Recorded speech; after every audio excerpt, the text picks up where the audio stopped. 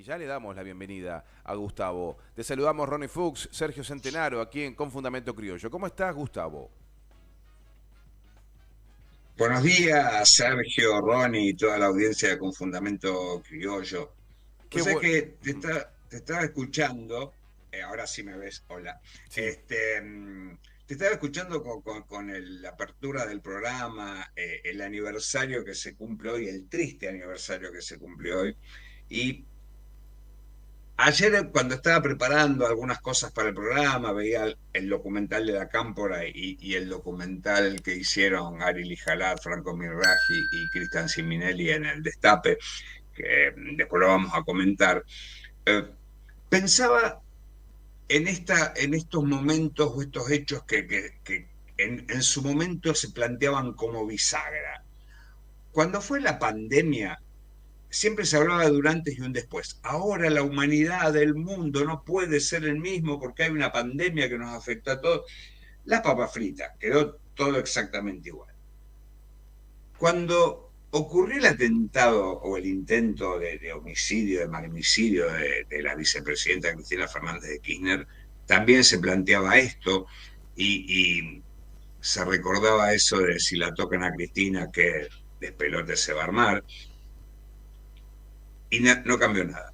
No cambió nada. Ayer, cuando veía el documental de Ari Lijalad y Franco Mirraji por el Destape, donde contaban, que aparte es impresionante, dura como 2 horas ese programa especial que hicieron, pero es fantástico porque hacen toda una cronología de los hechos, incluida la manera como la jueza Capuchetti, casi me sale Capuchino o Capusotto, pero es Capuchetti, ingresa a ese lugar que está ocupando ahora.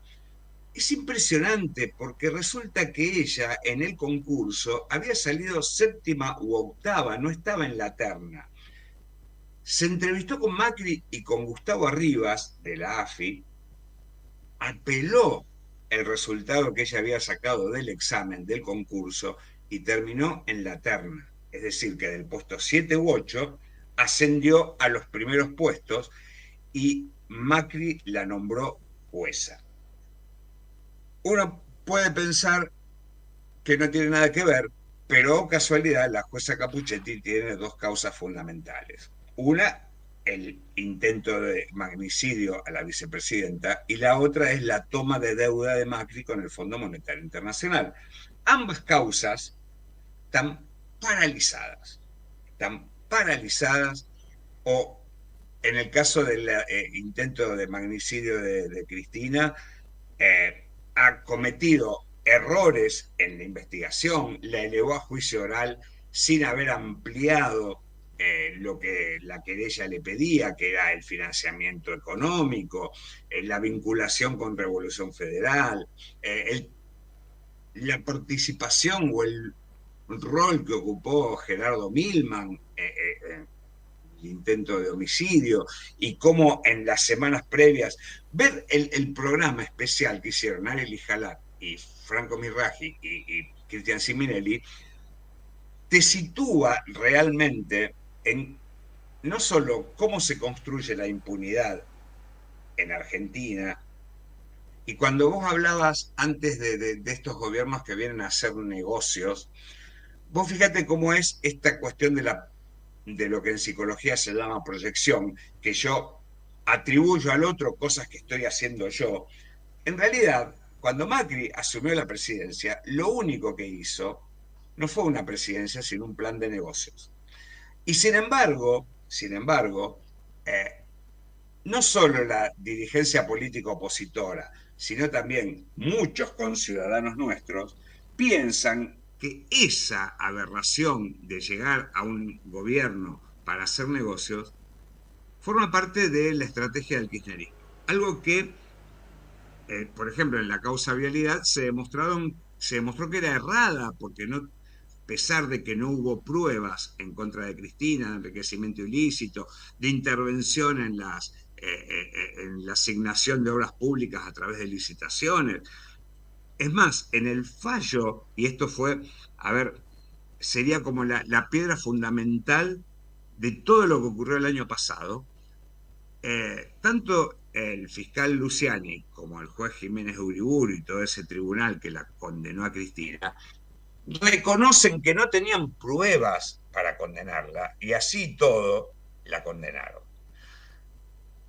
En ese documental que presentó la Cámpora, pero más aún en el programa especial que hicieron Franco Misraji y Ari Lijalat, se muestra la cronología de hechos que arranca en mayo, cuando se estaba discutiendo en el Congreso el acuerdo con el Fondo Monetario Internacional y que se atacó a pedradas la oficina de Cristina. Fíjense que estamos hablando de algo que ocurrió en mayo del año pasado y nos parece que ocurrió hace 20 años.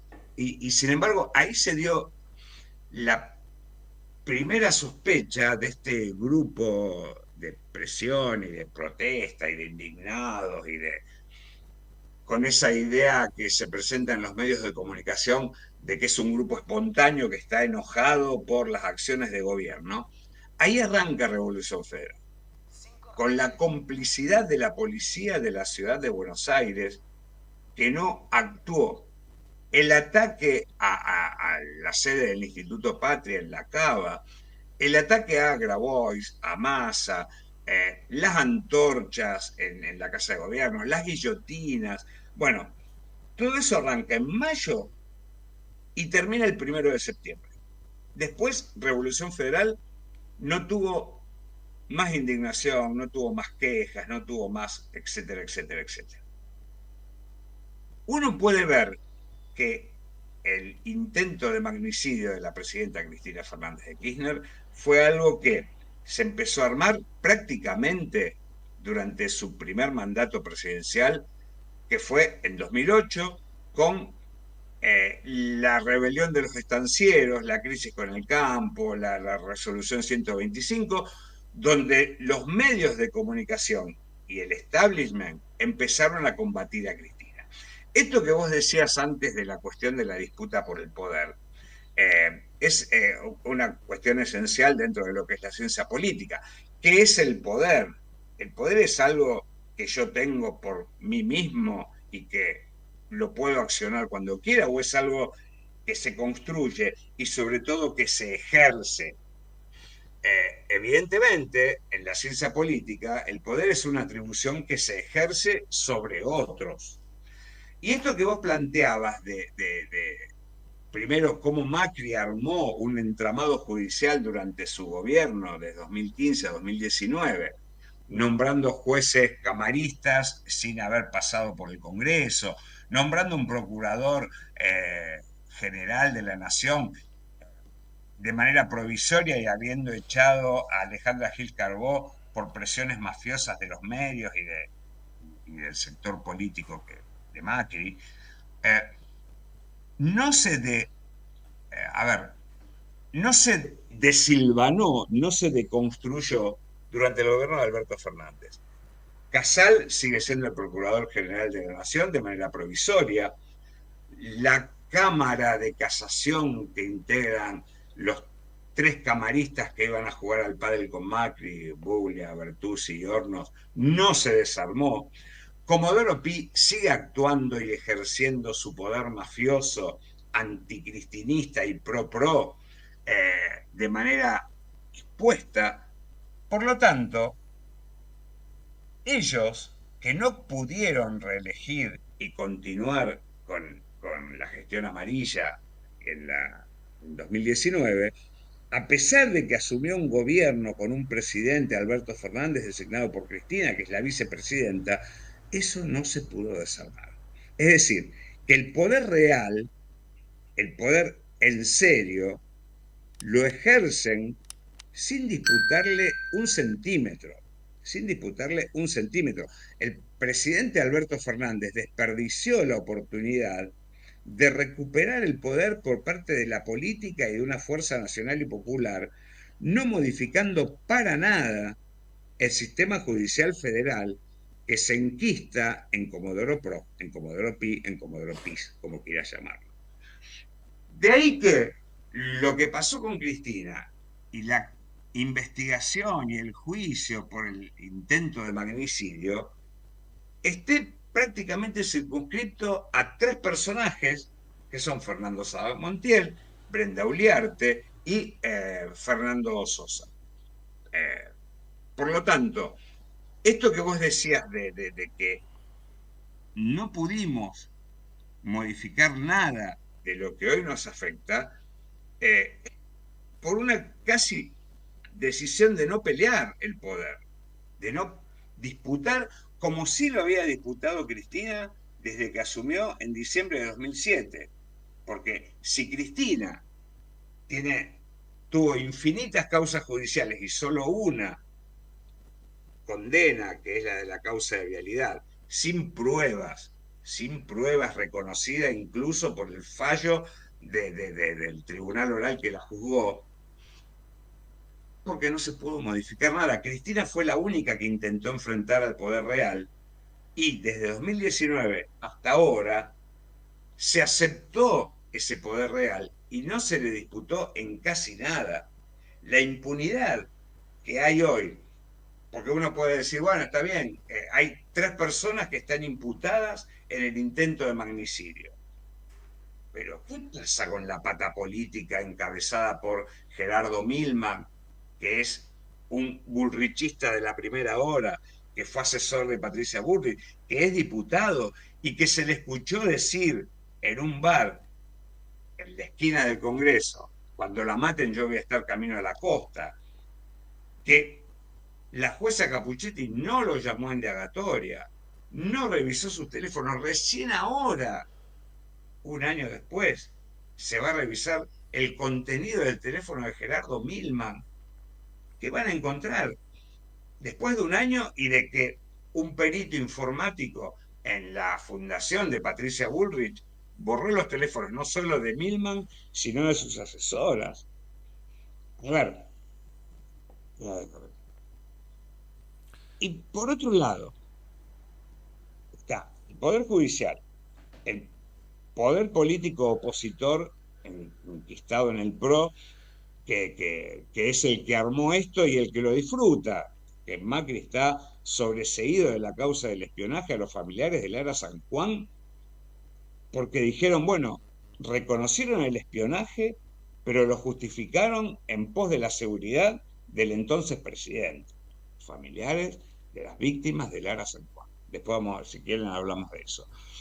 Pero, por otro lado, la jueza Capuchetti eleva a juicio oral una causa contra 3 personas, y no relacionan Revolución Federal con el financiamiento de Luis Caputo o de la familia Caputo, que está absolutamente fundamentado. Si uno le explica a alguien en la calle que un super ultra multimillonario como Luis Caputo y su familia, el Messi de las finanzas, primo del Nicolás Caputo, que es el amigo de la vida o el hermano de la vida del expresidente Mauricio Macri, contrató una carpintería en Boulogne que recién se habilitaba para realizar muebles en una construcción que iban a hacer cerca de Vaca Muerta. Realmente, un tipo que había aprendido carpintería por YouTube unos meses antes y que tiene en sus cuentas millones de pesos transferidos desde la empresa Caputo Hermanos, y no se relaciona con el atentado a Cristina. Realmente es preocupante y a lo mejor eso debe, porque ya pasó un año del qué quilombo se va a armar, que no se armó, que fue solamente una cadena nacional del presidente el día después del intento de homicidio, hubo una marcha y no pasó nada más. No pasó nada. Intentaron matar a la vicepresidenta de la nación. Y después está la pata mediática. En ese programa especial, y que realmente, a ver cómo decirlo, a esta hora de la mañana, resulta vomitivo ver cómo periodistas de los medios de comunicación hegemónicos, de La Nación Más, de TN, de América, Canal 13, alentaban el odio contra Cristina. Cristina es mala, Cristina es el cáncer, Cristina es el origen de todos los males. Y son cosas que uno presiente y percibe en cualquier vecino. Hay un odio a Cristina fomentado desde esas usinas de odio, que son los medios de comunicación, con los periodistas que ya conocemos y que me imagino que en un país democrático no podrían decir las cosas que dicen. Este año que pasó del intento de magnicidio y en plena campaña electoral, no puede pasar desapercibido todo esto que se ha construido desde el odio, desde el desprecio, y no porque Cristina haya sido corrupta, haya sido vengativa, es mala, ha dirigido la obra pública, ha beneficiado. No, a Cristina se la condena y se le intentó matar no por sus errores, sino por sus aciertos. ¿Y cuál fue el acierto, tanto de Néstor Kirchner como de Cristina? Es volver a valorar la discusión política, el rol del Estado, la importancia del desarrollo nacional, la importancia de desendeudarnos. Y eso es lo que está en discusión.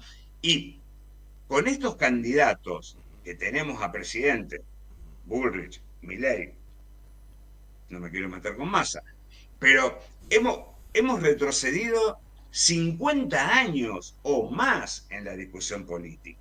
Ay, Gustavo, Sí. no, aprovecho a preguntarte, ya que estás mencionando a los candidatos, a Sergio Massa, actual ministro de Economía, podríamos decir presidente en funciones, ¿no?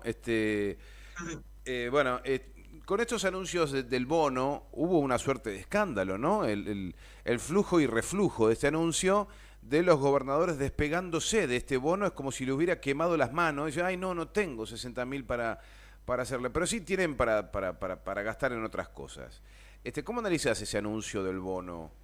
¿Hasta dónde alcanzan estos anuncios? Uno espera que sí, que pueda penetrar en capas y sectores que bueno, han puesto su voluntad, su voto en otra fuerza política que no es Unión por la Patria y se lo está tratando de hacerle ver que los que vamos a bancar los trapos de estos sectores es Unión por la Patria. De ninguna manera podría hacerlo Milei o Bullrich porque le van a dar vuelta la cara.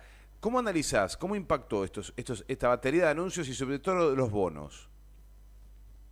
Bueno, hay que recordar que lo del bono, la suma fija, hace desde que empezó la guerra entre Rusia y Ucrania, que se está discutiendo, que la CGT no lo quiere, que esto no lo pueden pagar, que los empresarios pagan, que los empresarios ta, etcétera. Pero esto demuestra, por un lado, la falta del poder y la falta de construcción de poder político que se ejerce desde el gobierno nacional. Porque antes de anunciar esto, tanto el ministro del Interior como el presidente deberían haber hablado con los gobernadores. Se supone que debería haber pasado eso para que no aparezcan los rechazos. Porque hay algunos que dijeron, no, pero bueno, lo que pasa es que nosotros lo estamos discutiendo en paritarias, hay paritarias abiertas.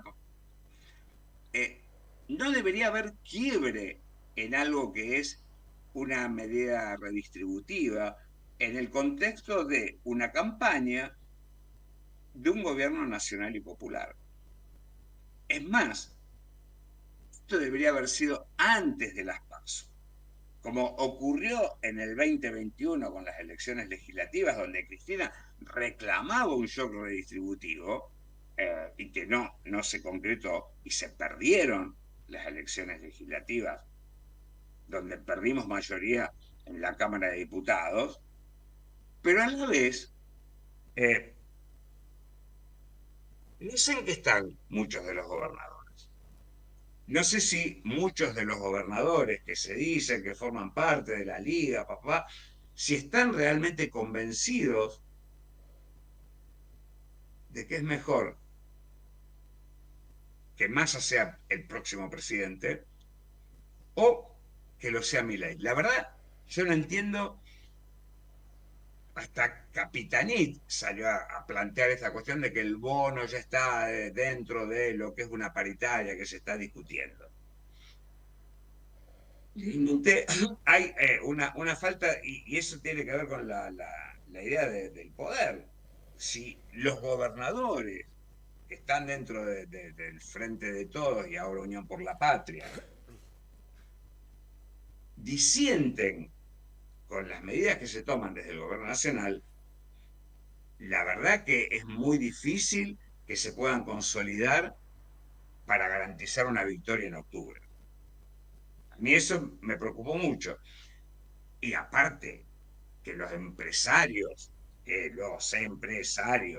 se quejen por 60.000 pesos en 2 meses, cuando han ganado fortunas durante el 2021, 2022 y ahora mismo, con un gobierno que durante la pandemia puso a disposición los ATP para ayudar a pagar salarios a empresas pequeñas, medianas y grandes, que hasta personajes como los grandes empresarios o directivos de las grandes empresas se sumaron para recibir un ATP del Estado. La verdad, me parece que, bueno, es el resultado de una falta de conducción de gobierno y de partido. No nos olvidemos que el presidente del Partido Justicialista a nivel nacional es Alberto Fernández y el presidente a nivel provincia de Buenos Aires es Máximo Kirchner. La verdad, no entiendo, porque aparte estamos ante dos fuerzas antiestado que quieren destruir el Estado, aniquilar el Estado, y un gobierno nacional y popular que tiene que demostrar cuál es la importancia del Estado en la distribución del ingreso, que ha quedado atrasadísima. Entonces, por eso, bueno, me pareció un poco extraño que haya pasado esto, que se hayan quedado pedaleando en el aire con una medida que es eh, importante, aunque insuficiente, para lograr una victoria en octubre. Ahora, yo te mandé un video en estos días con respecto a, no un video, una nota de Infobae con respecto a las medidas que había tomado Macri cuando perdió las PASO en 2019. Era muchísimo más que esto, muchísimo más distribuido. Pero bueno, Ahí estamos, es el Gustavo. poder real, es el poder real que se ejerce desde los medios de comunicación y desde las redes sociales, que impide, y desde la justicia, cuando Cristina dijo, esto no es por mí, sino es por ustedes, para que ningún presidente futuro intente disputar poder, porque esto es disciplinador. A mí me condenan como una moraleja a futuro. Claro, claro. Gustavo, gracias. Gracias por esta columna. ¿Eh? Antes de terminar, ¿viste? Porque ya me estoy excediendo como siempre, pero Patricia Bull, bueno, esta semana apareció el candidato a gobernador de la provincia de Santa Fe diciendo que va a votar por Perotti, apareció diciendo que en un balotaje entre Burri y Milei prefiere a Milei. Y yo estuve pensando mucho en eso, ¿no? ¿Qué haría yo frente a un balotaje en donde los candidatos en el balotaje son Burrich o Milei? Que no es descabellado, porque el Frente de Todos, el Unión por la Patria, será el tercero, por lo tanto, es probable. Yo votaría en blanco. Yo no es que me abstendría, sino iría a votar en blanco, porque no puedo elegir entre la caca y la bosta. No puedo elegir eso. Y es esto que se está planteando con dos candidatos que son destructivos, impresentables, ignorantes y agresivos, es el resultado de cómo han destruido el entendimiento de gran parte de la población, tanto los políticos de la oposición como los medios de comunicación.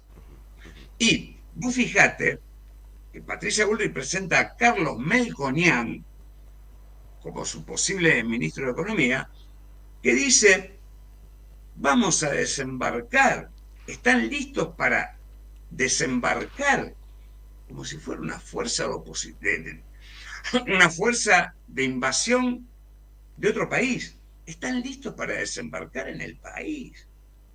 Una fuerza de ocupación. Es terrible. Por eso Sí, suena feo. me encantaría que Massa, aunque no es el candidato que a uno le gustaría, porque recordemos, si no fuera por la estigmatización, por la demonización, por el accionar de la injusticia o del poder extrajudicial que tenemos, la candidata sería Cristina. Absolutamente. Si no fuera por eso, Massa no estaría. Si no fuera por eso, Alberto quizá hubiera sido diferente como presidente. Pero está la amenaza latente, esa espada de Damocles, del titular del diario, de las noticias de TN, de los... El otro día estaba escuchando una editorial del Leuco. Impresionante las estupideces que dice, y siempre, obviamente, con la demonización de Cristina. Entonces, no es descabellado pensar que es por eso que tenemos estos dos candidatos que son destructivos e impresentables en cualquier país democrático. Gustavo, te mandamos un abrazo muy grande y te agradecemos mucho estos minutos, este tiempo que nos dedicás para ayudarnos a pensar lo que está pasando en la Argentina. Y sobre todo Muchas gracias por la paciencia y si es posible que pasen un buen fin de semana. Dale, igualmente, igualmente. Abrazo enorme. Chau, chau.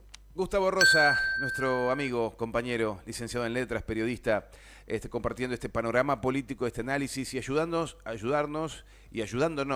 perdón, a acercarnos a una interpretación que en definitiva es lo que los medios de comunicación hacemos. Acercamos una interpretación de la Argentina, una interpretación de la provincia de Misiones, una mirada, una opinión sobre lo que está pasando.